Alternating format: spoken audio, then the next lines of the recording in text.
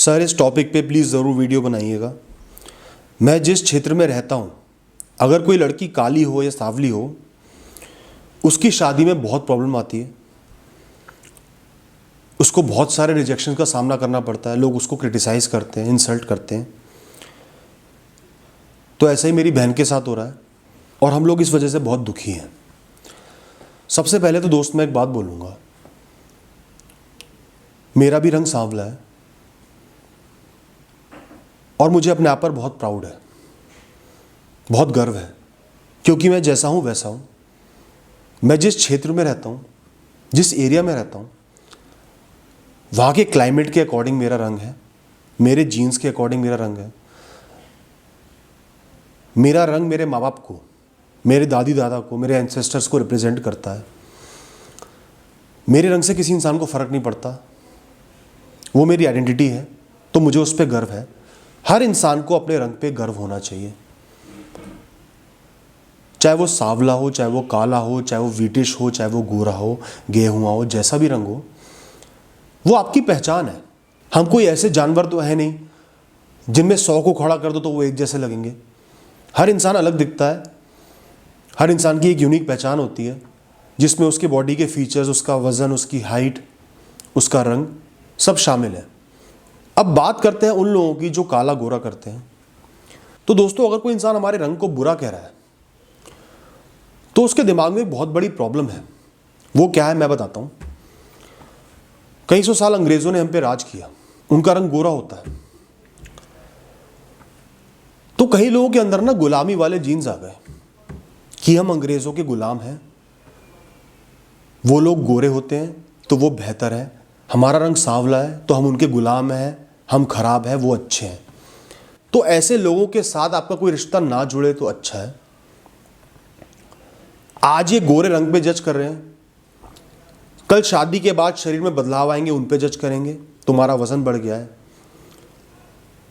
चेहरे पे झुर्री आएंगी जो कि सबके आती है तो जज करेंगे। कोई भी आपके अंदर परफेक्शन के अलावा चेंज आएगा, ये उस सबको जज करेंगे, आपको ताने देंगे। ऐसे लोगों से भगवान बचाए। ये लोग समझदार नहीं होते, पढ़े लिखे जरूर होंगे, लेकिन ये पढ़े लिखे मूर्ख होते हैं, पढ़े लिखे जानवर होते हैं, क्योंकि इनको यही नहीं पता कि इंसान का रंग, इंसान के फीचर, इंसान की शक्ल उसकी आइडेंटिटी है। इंसान का स्वभाव, उसका व्यवहार, जीने का तरीका, उसका कल्चर, उसकी नेचर, उसकी अच्छाइयाँ, उसकी बुराइयाँ उसका असली प्रतीक है, असली रिप्रेजेंटेटिव है, उसकी पर्सनालिटी का पार्ट है। आपको एक इंसान के साथ जीना, एक शरीर के साथ नहीं जीना। शरीर तो आपके आसपास बहुत सारे होंगे, लेकिन जो आपका रिश्ता रहेगा ना, वो एक इंसान से रहेगा, उसके इमोशन से रहेगा, उसके व्यवहार से रहेगा। किसी का रंग आपकी प्रेफरेंस का है, आपको गोरा रंग पसंद है, गोरा इंसान मिल गया और उसने अगर आपका जीना हराम कर दिया तो आप उसके रंग पे एक भी बार ध्यान नहीं दोगे, बस अलग होना चाहोगे। मैं ये नहीं कहता कि गोरे रंग वाला इंसान खराब होता है, काले रंग वाला अच्छा होता है, ऐसा कुछ भी नहीं है। हर इंसान अलग है, हर इंसान में अच्छाइयां बुराइयां होती हैं, लेकिन इंसान के व्यवहार को, उसकी पर्सनैलिटी को देखना बहुत ज़रूरी है अगर रिश्ता बनाना है तो। और अगर कुछ लोग उस चीज़ को नहीं देख पा रहे, सिर्फ फिजिकल एट्रीब्यूट्स को देख रहे हैं, तो मतलब वो एक इंसान को समान समझते हैं। वो इतने मूर्ख हैं, इतने नासमझ हैं, हम उन्हें कितना ही समझा लें वो नहीं समझेंगे। मूर्ख से आप बहस नहीं कर सकते, क्योंकि मूर्ख आपको अपने लेवल पे ले आएगा। मूर्ख पहाड़ पे नहीं चढ़ सकता, लेकिन वो आपको पहाड़ से छलांग लगवा देगा, अपने लेवल पे ले आएगा और अपना लेवल और गिरा देगा। तो आपको ऐसे मूर्खों से बहस नहीं करनी। इवेंचुअली टाइम लगेगा, आपकी बहन को या कोई भी इंसान हो, उसको एक सच्चा जीवन साथी मिल जाएगा। मैं ये मानता हूं कि जिस इंसान को रिजेक्शन फेस करने पड़ते हैं ना फिजिकल एट्रीब्यूट्स की वजह से, उनको आगे चल के एक अच्छा जीवन साथी मिल जाता है, क्योंकि वो जीवन साथी उनके फिजिकल एट्रीब्यूट्स के बेसिस पे नहीं, उनके व्यवहार स्वभाव के बेसिस पे उनसे शादी करता है और उन्हें प्रेम करता है। और कोई इंसान बहुत अच्छा दिखता होगा, एकदम से शादी हो गई, तो चांसेस रहते हैं कि एक इंसान ने सिर्फ उनकी शक्ल सूरत देख के शादी कर ली है, कंपैटिबिलिटी चेक नहीं करी, अंडरस्टैंडिंग नहीं करी, उनके स्वभाव को नहीं देखा, और आपस में लड़ाई होने के चांस बढ़ जाते हैं। और उसके अलावा वो इंसान फिजिकल एट्रीब्यूट्स को, इंसान के चेहरे को ज़्यादा वैल्यू देता है, स्वभाव को कम देता है। तो जब आपका चेहरा बदलेगा, शरीर बदलेगा, उस इंसान के अंदर आपके प्रति अट्रैक्शन कम हो जाएगी। तो आप बिल्कुल भी चिंता मत करो।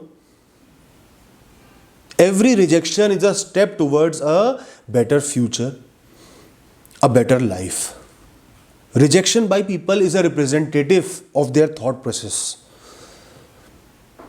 People who are rejecting you for negativity, for negative reasons, illogical reasons, shows their mindset and that they don't deserve you. लोग आपको रिजेक्ट कर रहे हैं गलत रीजंस की वजह से, ये उनकी मानसिकता को शो कर रहा है और ये बता रहा है कि वो आपको डिजर्व नहीं करते, वो आपके लिए अच्छे नहीं हैं।